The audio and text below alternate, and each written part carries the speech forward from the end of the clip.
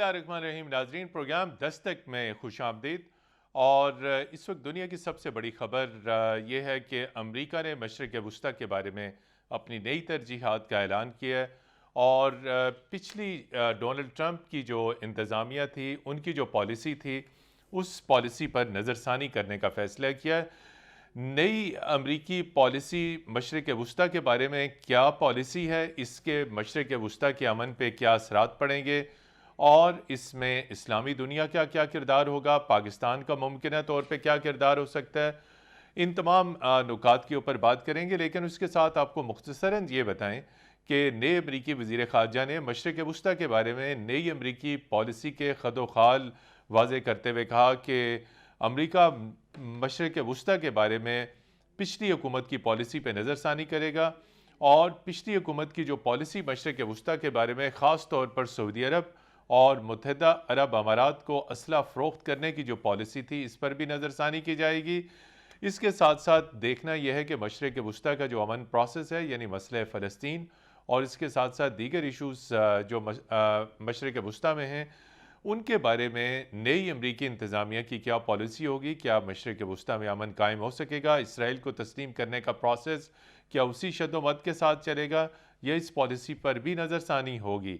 اس حوالے سے گفتگو کرنے کے لیے ناظرین آج ہمارے ساتھ موجود ہیں عرب امور کے ماہر ایمبیسڈر علی سرور نقوی صاحب۔ ایمبیسڈر علی سرور نقوی صاحب اردن میں پاکستان کے سفیر کے خدمات سر انجام دے چکے ہیں، اس کے ساتھ ساتھ عالمی حالات و واقعات پر گہری نظر رکھتے ہیں اور اس پر لکھتے رہتے ہیں۔ ایمبیسڈر علی سرور نقوی صاحب، پروگرام دستک میں ہم آپ کو خوش آمدید کہتے ہیں۔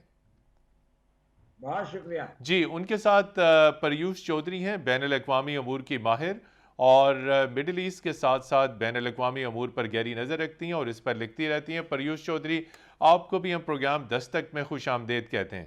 جی ایمبیسڈر علی سرور نقوی صاحب، جس طرح کہ آپ نے دیکھا سنا، نئے امریکی وزیر خارجہ نے مشرق وسطیٰ کے بارے میں اپنی نئی پالیسی کا اعلان کیا ہے، یعنی کہ سبکدوش ہونے والے امریکی صدر ڈونلڈ ٹرمپ کی پالیسی مشرق وسطیٰ کے بارے میں اب نہیں چلے گی۔ پہلے جو پالیسی تھی امریکہ کی، وہ مشرق وسطیٰ میں مختلف ممالک کو آپس میں لڑانا، اسلحہ فروخت کرنا تھا۔ یہ جو نئی پالیسی اور اس کی ترجیحات کا اعلان ہوا ہے، نئی امریکی انتظامیہ نے جو نئی ترجیحات کا اعلان کیا مشرق وسطیٰ کے حوالے سے، آپ اس کے اوپر کیا کہیں گے؟ جی ہاں، دیکھیے متین صاحب، it's a pleasure to be on your program. یہ جو مشرق وسطیٰ کی بات ہے، یہ امریکی جو انتظامیہ، نئی انتظامیہ جو بائیڈن کی آئی ہے، وہ امریکی خارجہ پالیسی میں ایک، جیسا کہ ایک کامنٹیٹر نے کہا کہ اس میں سنجیدگی لا رہی ہے۔ they are bringing sanity and sense into foreign policy۔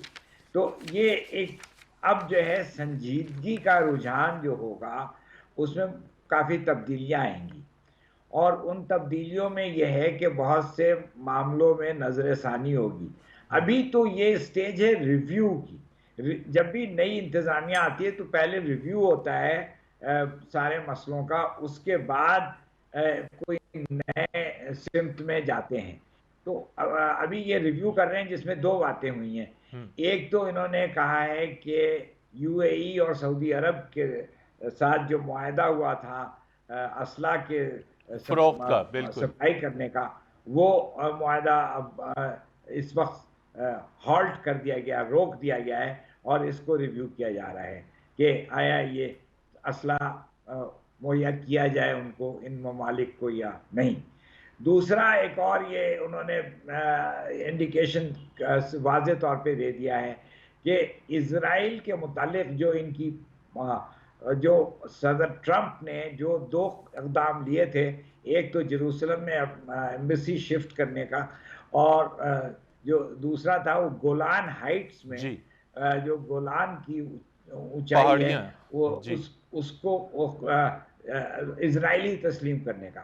تو یہ دو چیزیں وہاں پہ کر دی ہیں، اور افغانستان کے متعلق بھی کہا ہے کہ یہ اس وقت اگریمنٹ جو 29 فروری پچھلے سال ہوا تھا، اس کو پھر سے ریویو کیا جائے گا۔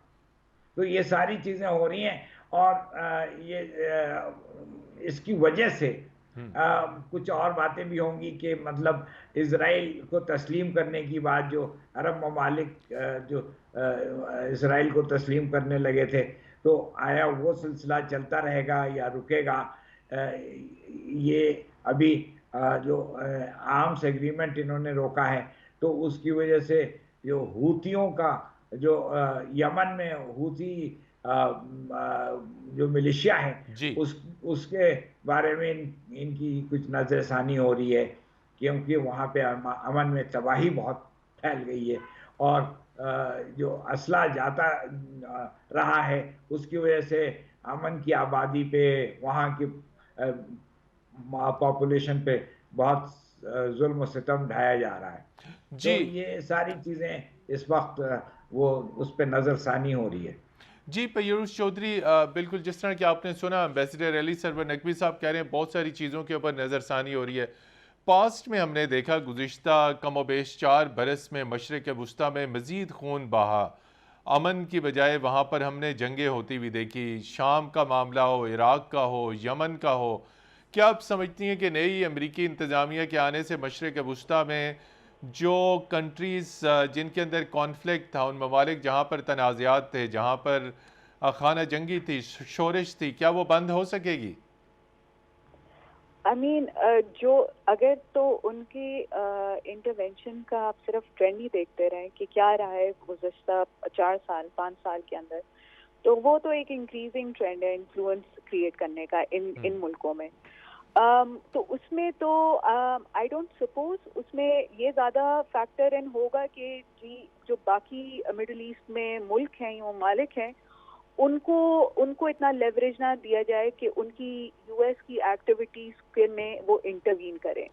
So I don't suppose that there will be anytime soon there will be any let down or let go of any of the military or otherwise activities happening in the Middle East in severe conflict zones.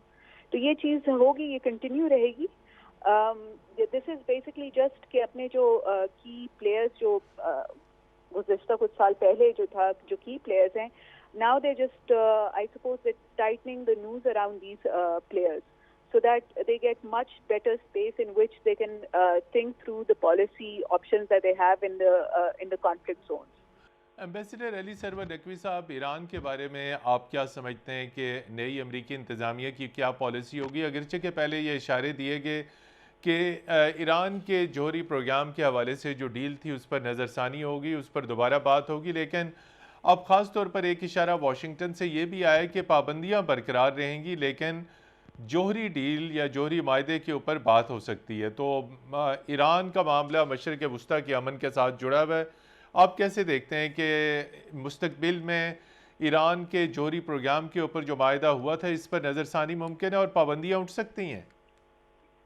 अच्छा देखिए, बात यह है कि Iran का जौहरी programme जो है वो दो फरीक अब हो गए ऐसे जो जिनको ये मंजूर नहीं है या उनको तशवीश हो रही है कि अगर ईरान का जौहरी प्रोग्राम दोबारा जारी कर दिया जाएगा और दोबारा इम्प्लीमेंट होने लगेगा। वो एक तो इजराइल को हमेशा से एतराज़ रहा है इस पे, और दूसरे जो अरब ममालिक हैं वो भी ये पसंद नहीं करेंगे कि ईरान का जौहरी प्रोग्राम दोबारा किसी हद तक एक्सेप्ट कर लिया जाए जी।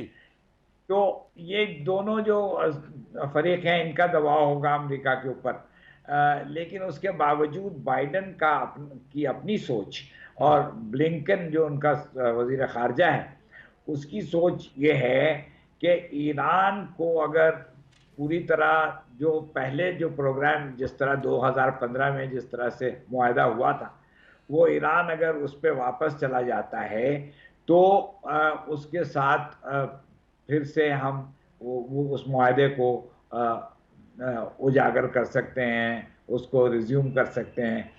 तो उसमें ईरान की तरफ से भी रुकावट है क्योंकि ईरान ने अपने यूरेनियम को 5% से 20% तक बढ़ा दिया है यूरेनियम प्रोडक्शन।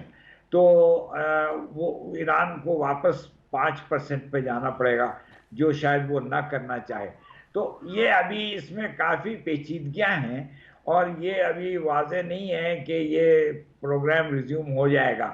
لیکن بائیڈن اور بلنکن کی یہ سوچ ہے کہ ایران سے بالکل قطع تعلق کرنا اور اس کے پروگرام کو ختم کر دینا وہ امریکہ کے قومی مفاد میں نہیں ہے, اور اس وجہ سے وہ اس کو دیکھیں گے کہ کس طرح سے اس کو دوبارہ جاری کیا جا سکے. جی ناظرین, یہاں پر لیتے ہیں ایک بریک کے بعد آپ کی خدمت میں پھر حاضر ہوں گے, اور ہمارے ساتھ رہیے گا.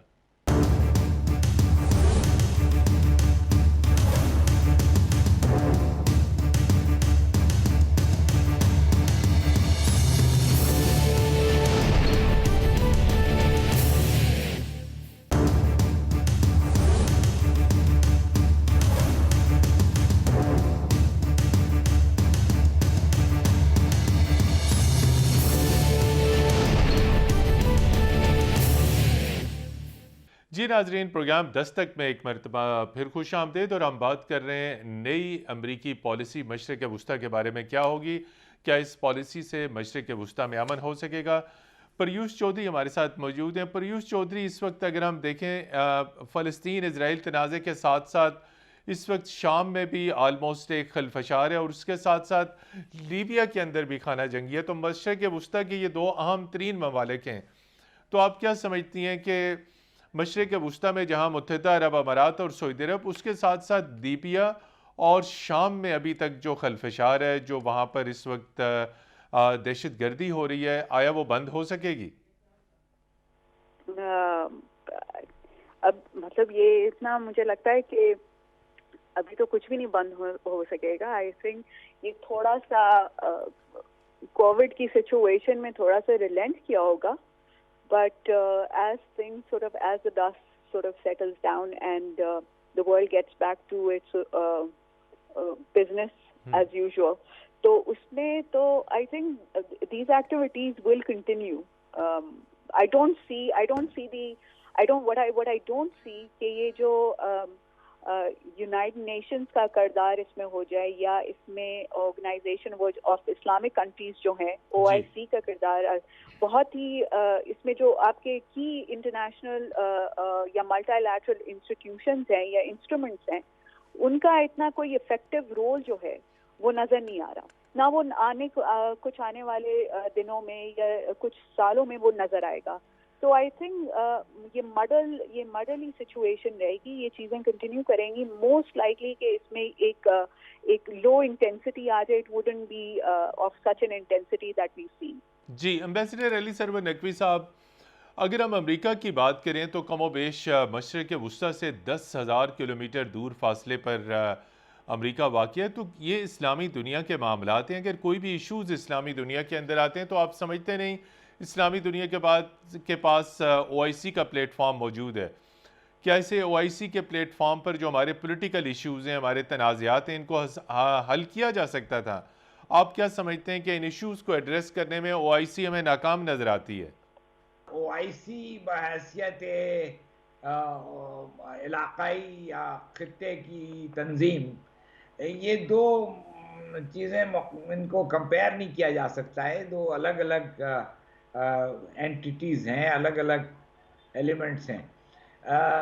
تو امریکہ تو مشرق وسطیٰ میں وہ اپنے مفاد کو دیکھتا ہے, اور اس کا مفاد بہت عرصے سے تیل میں رہا ہے اور گیس میں رہا ہے, اور اب وہ امریکہ کو اس کی از حد ضرورت نہیں ہے جیسے پہلے ہوا کرتی تھی.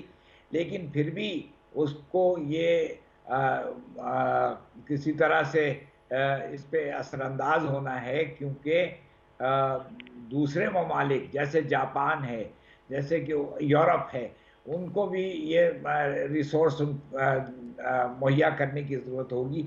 تو امریکہ اپنے ایلائز کے بھی انٹرسٹ کو دیکھ رہا ہے. اچھا, اب جو مسلمان ممالک ہیں, میں یہ نہیں سمجھتا کہ امریکہ ہر چیز جو کر رہا ہے اس کی وجہ سے یہ ہو رہا ہے. وہاں پہ آپس میں بھی پھوٹ بہت ہے, لڑائیاں چل رہی ہوتی ہیں, تفرقات ہیں. آپ نے دیکھا GCC میں کیسی ڈفرینسز پیدا ہو گئی سعودی عرب اور قطر کے درمیان, جو کہ اب کچھ بہتر ہونے لگا ہے.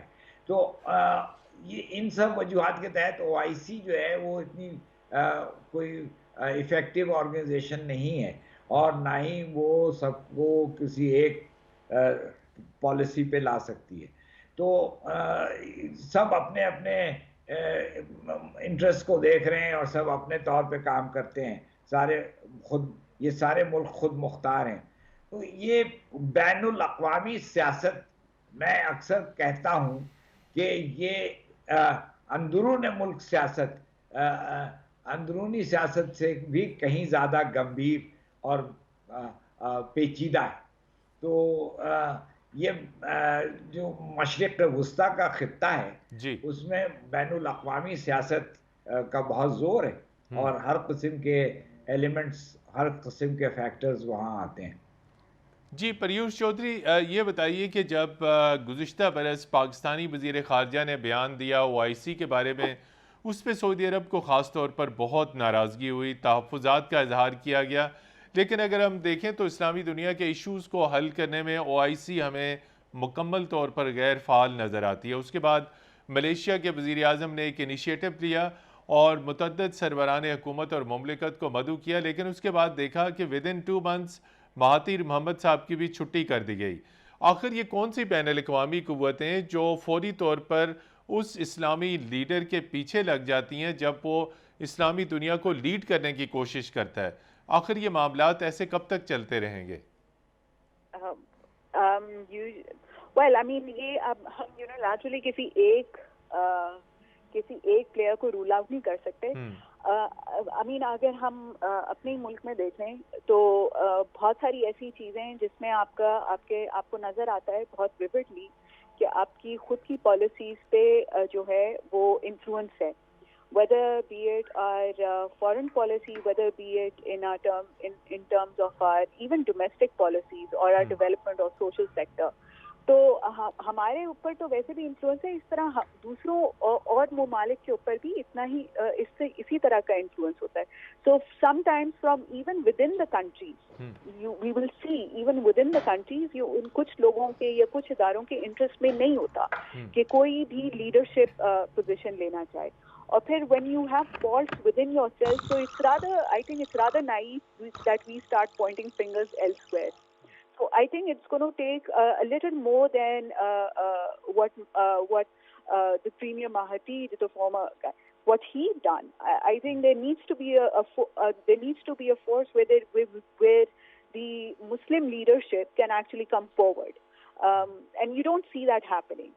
You don't see that because بہت سی کچھ ممالک کے آئیڈیولوجیکل ڈفرینسز ہو جاتے ہیں. جب آپ سعودی عربیہ اور ایران کو دیکھتے ہیں تو you see an ideological difference and then so on and so forth. And so اس طرح کے پرزم میں یا اس طرح کی بہت ہی لاپ سائڈڈ جب اپروچ ہوگی تو it's very difficult for countries like Malaysia even to hold such a leadership position because there is basically cracks within the Muslim Ummah.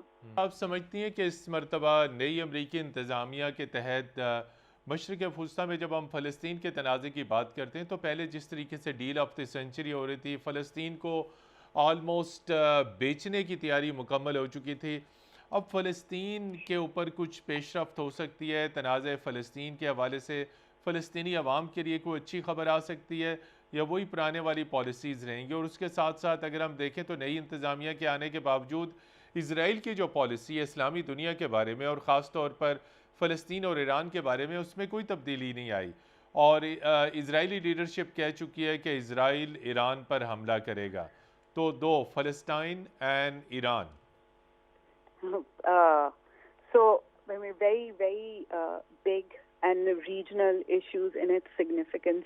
So in terms of I think if you were to sort of gauge ke abhi where does US stand in terms of its relationship with Israel and in the context of Palestine, so it is still keeping the embassy in Jerusalem. That is to begin with. There is no such conversation ke jahan انہوں نے یہ بولا ہو یا اپنی statement میں یہ کچھ کہا ہو. تو ابھی جہاں تک چیزیں ایوالو ہوتی ہوئی نظر آ رہی ہیں تو I still believe کہ I mean, I wouldn't say कि like it's not really a lost cause in the sense, but it's sticking to its old policies, which is basically two-state जो इनकी two-state solution वाली है. तो उसमें तो और उसमें भी उनका ज़्यादा किरदार ये है कि like इजराइल जो है ज़्यादा पीसफुली रह सके सिक्योरिटी के साथ. Where Palestine has a state of its own and it's a viable state. So वहाँ पे तो I don't see that there is any changes that is happening. So eventually वो उसी solution को ही आगे लेके जाएंगे. जहाँ तक बात ईरान की है तो वहाँ तो I assume कि वहाँ पर तो थोड़ा सा the US will make an effort to try and understand what the Iranian situation is. So there will be some level of talks happening at that level. So you see the sort of what has happened in Saudi Arabia. तो इस context में वो काफी अपने लिए space gain कर सकते हैं in terms of opening up a dialogue with the Iranians. जी नाज़रीन, इस नुक्ते पे गुफ्तगू का सिलसिला जारी रखेंगे. यहाँ पर लेते हैं एक ब्रेक के बाद आपकी खिदमत में फिर हाजिर होंगे.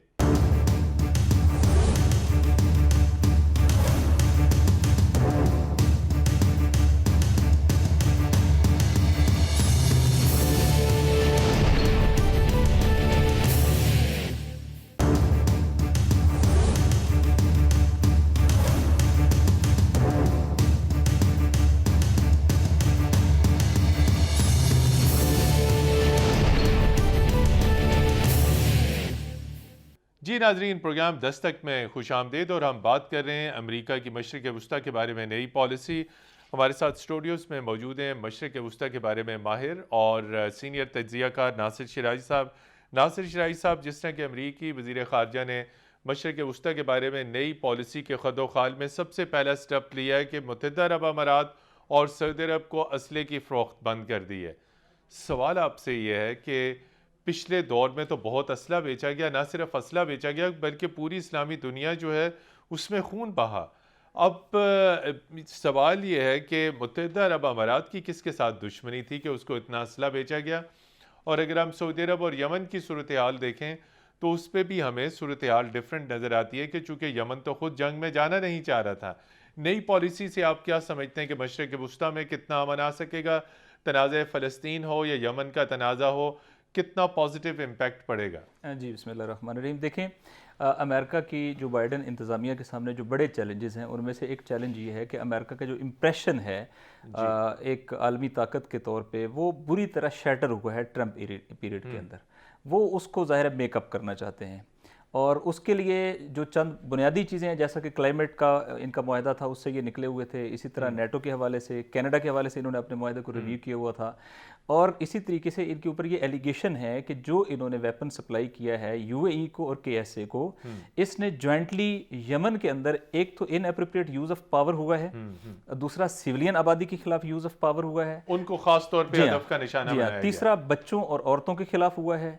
चौथा जो है वहाँ पे हॉस्पिटल और जो ऐसी इंस्टॉलेशंस हैं कि जो ह्यूमैनिटी के लिए बुनियादी ज़रूरियात में काउंट होती हैं उनके ऊपर हुआ है. इस पे इंटरनेशनल जो मुख्तलिफ एग्रीमेंट्स हैं वो भी मौजूद हैं और ये बैनुल अक़वामी क़वानीन की खिलाफ वर्जी है. और अमेरिका के ख़ुद अपनी पुरानी जो कम अज़ कम इन थ्योरी में, इन प्रैक्टिस की बात नहीं करता हूँ, वो ये रहा है कि इसके ऊपर एक रिटेलिएशन आती है और वो उसकी सप्लाई को रोकते हैं.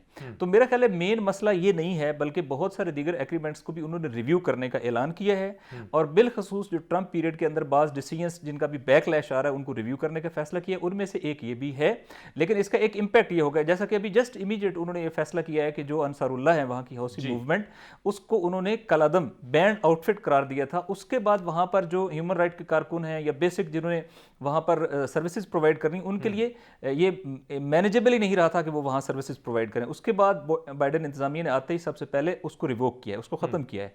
तो इसी तरीके से इनको भी रिव्यू किया जाएगा और मेरा ख्याल है कि इसका कोई दूसरा अंदाज जो है वो इख्तियार किया जाएगा. इमीडिएट रुका है, ये आर्जी रुका है, ये परमानेंट नहीं होगा.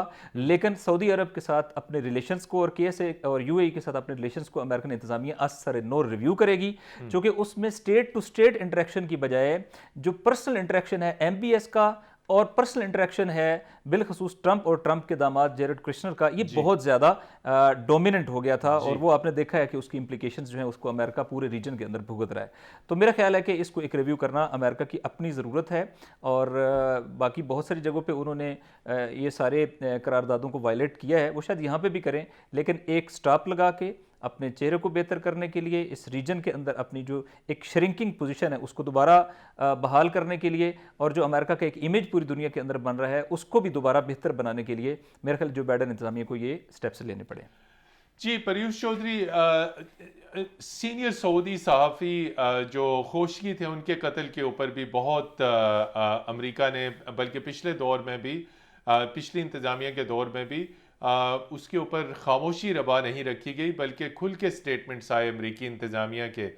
تو اس دفعہ آپ کچھ کہہ سکتی ہیں، چونکہ عالمی میڈیا کے اوپر آپ کی گہری نظر ہے، خوشگی کا جو قتل تھا وہ اس کے اوپر مستقبل میں امریکہ اور سعودی عرب کے درمیان دوبارہ کس حد تک معاملات جو ہیں ان کے اوپر نظر ثانی ہو سکتی ہے؟ امریکہ ان کے قتل کی تحقیقات کا دوبارہ حکم دے سکتا ہے، یا ان کے قتل کی تحقیقات میں اب تک جن افراد کی نشاندہی کی گئی تھی ان کے خلاف کوئی کارروائی ہو سکتی ہے؟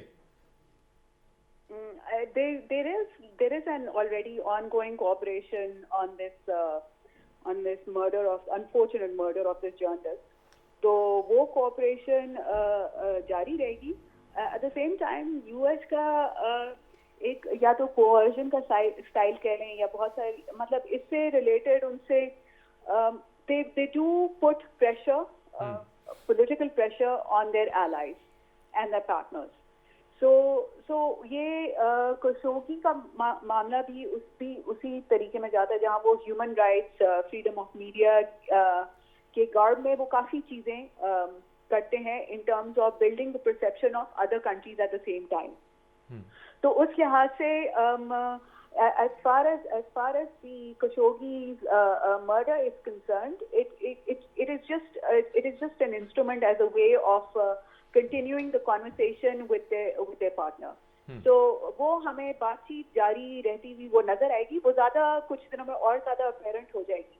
Because I believe یہ جو pause in the arms deal ہے, on the contrary وہ کسی اور ڈسکشن کو یا ڈسکورس کو اب سامنے لے کر آئیں گے with respect to Saudi Arabia.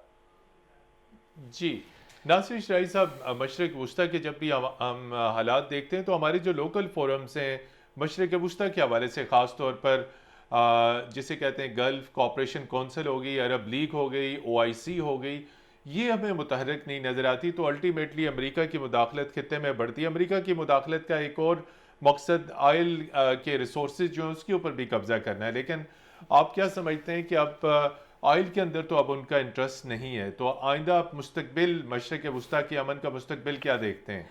دیکھیں آئل کے اندر ان کا انٹرسٹ نہیں ہے فار امریکہ، کہ امریکہ کو آئل کی ضرورت نہیں ہے، لیکن اس آئل سے ان کے اینیمیز کو فیڈ کیا جاتا ہے. فرض کریں کہ چائنا کے ساتھ ان کی اکنامک رائیولری ہے، چائنا کا مین آئل سپلائی تو روٹ یہی ہے، کو ایک ہتھیار کے طور پر بالکل ہے. اور یہ سارے کنٹریز جو چائنا کو مینلی آئل سپلائی کرتے ہیں تو وہ تو امریکہ کی ڈومیننس کے اندر ہے.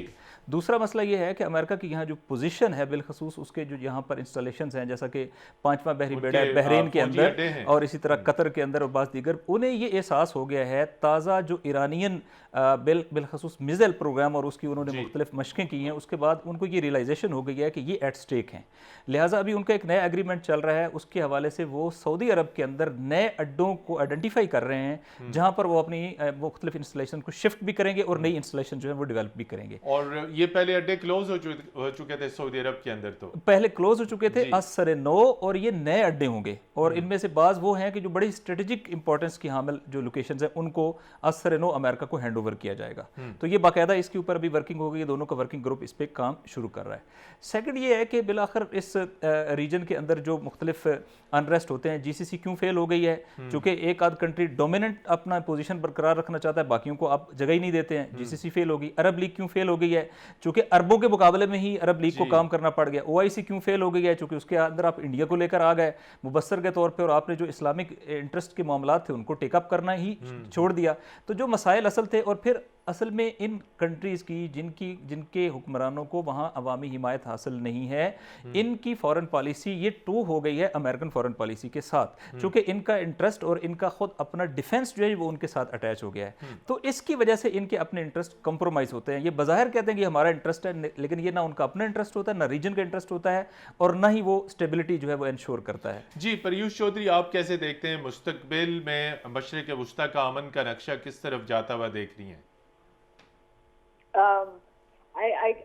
جو امپورٹنٹ چیزیں ہیں اس میں جو چیزیں آئینیز ایڈمنسٹریشن کے لحاظ سے وہ آپ کو ان کی نظر رکھنا پڑے گا، جو انرجی پالیسی ڈیولپ کریں، جو امپروو کریں، تو اس میں کی رول ان کا ایک تو energy is one of their strategic interest also in the world, تو ایک تو ٹریڈ روٹس پہ دھیان رکھنا کہ like as and how China expands its silk road and maritime routes, تو اس میں اس طرح کی انٹرونشن برقرار رہنے میں وہ زیادہ viable so for viable option ہے.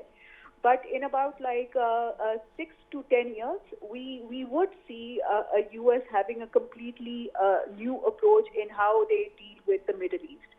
So it would take another 2 administrations before we reach that point. But for now, we really see them as actually continuing with the same approach as we've seen in the last 4 or 6 years. جی ناظرین، بالکل مشرق وسطیٰ میں اب امریکی policy بدل رہی ہے، صورتحال بدل رہی ہے۔ اس تمام تر صورتحال کا یقینی طور پہ پاکستان کے اوپر بھی اثر پڑے گا، اس لیے کہ پاکستان اگرچہ کہ مڈل ایسٹ کا رکن نہیں ہے، لیکن مڈل ایسٹ کے اہم ممالک کے ساتھ پاکستان کے انتہائی اسٹریٹجک نوعیت کے تعلقات ہیں۔ اس تمام تر صورتحال پہ پاکستان کی خارجہ پالیسی جو ہے اسے بھی متحرک کرنا ہوگا، اور پاکستان کو اپنی خارجہ پالیسی خاص طور پر مڈل ایسٹ کے کانٹیکس میں جو ہے اس کے اوپر گہری نظر رکھنی ہوگی، اس کا اثر نو تعین کرنا ہوگا، چونکہ گلوبل پاورز کی جو مڈل ایسٹ پالیسی ہے اس کے اوپر بھی نظر ثانی ہو رہی ہے، تو یقینی طور پہ پاکستان کو بھی اپنے نئے آپشنز اوپن رکھنے ہوں گے تاکہ پاکستان اسی پالیسی کے مطابق، اسی گلوبل پالیسی کے مطابق مڈل ایسٹ کے ساتھ اپنے تعلقات کا اثر نو تعین کر سکے۔ ناصر شرائعی صاحب، ایمبیسڈر علی سرور نقوی صاحب اور پیوش چودھری، آپ کا بہت شکریہ۔ پروگرام دستک کی ٹیم کو کل تک کے لیے اجازت دیجیے۔ خدا حافظ۔